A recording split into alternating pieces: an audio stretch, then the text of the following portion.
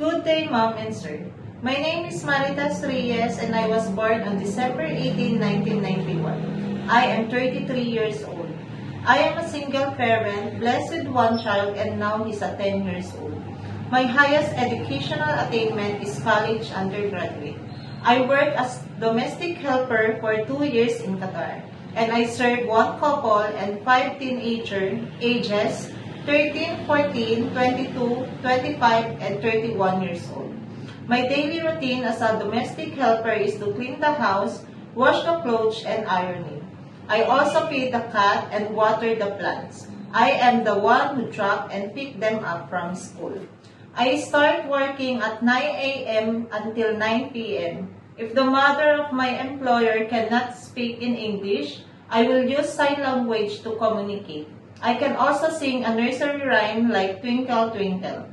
Twinkle, twinkle, little star, how I wonder what you are.